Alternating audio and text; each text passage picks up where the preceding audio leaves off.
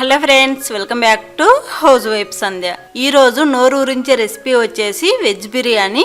ఇంట్లోనే ఈజీగా ఎలా ప్రిపేర్ చేసుకోవాలనేది ఈ వీడియోలో క్లియర్గా చూపిస్తాను.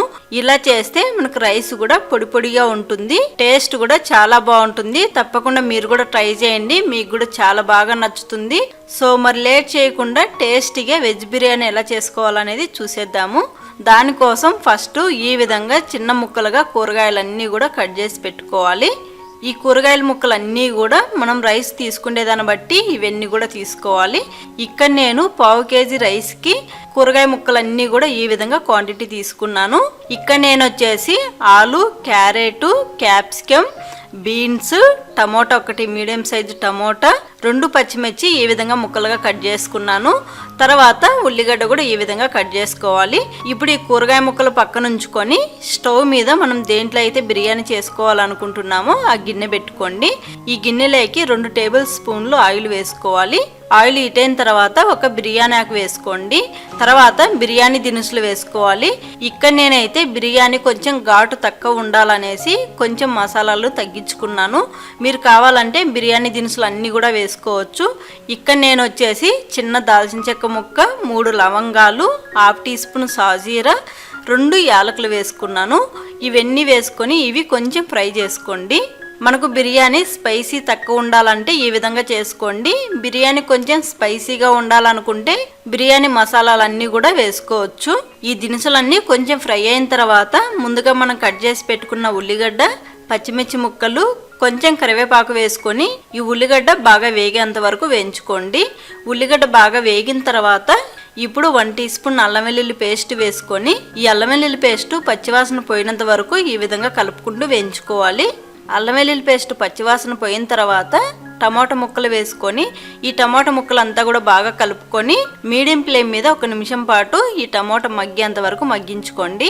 టమాటా ఈ విధంగా మగ్గిన తర్వాత ఇప్పుడు కూరగాయ ముక్కలు అన్నీ కూడా వేసుకోవాలి.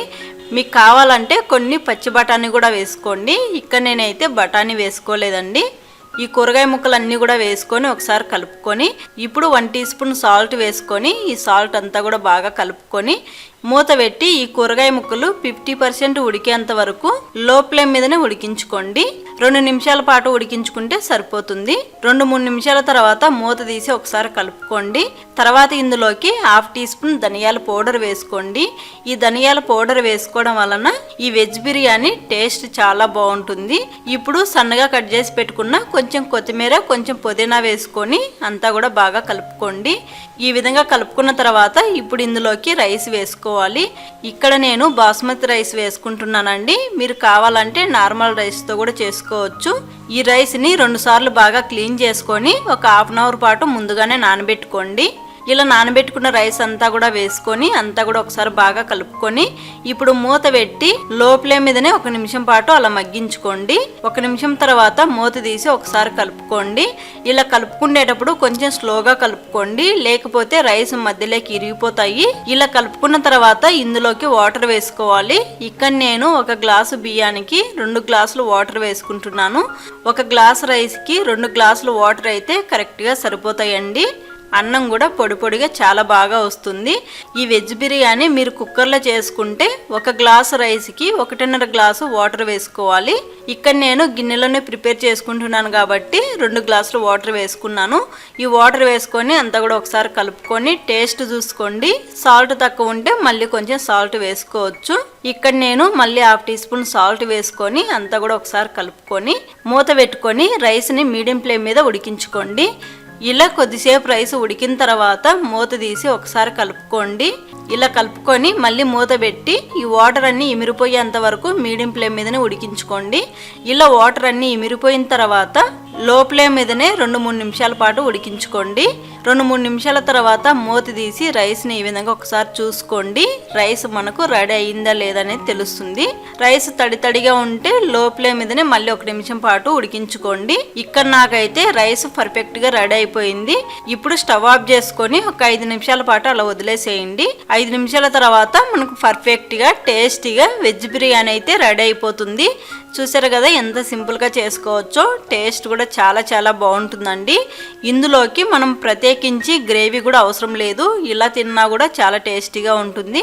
మీకు ఇందులోకి కర్రీ కావాలనుకుంటే గ్రేవీ కర్రీతో ఏ కర్రీతో తీసుకున్నా కూడా టేస్ట్ చాలా బాగుంటుంది.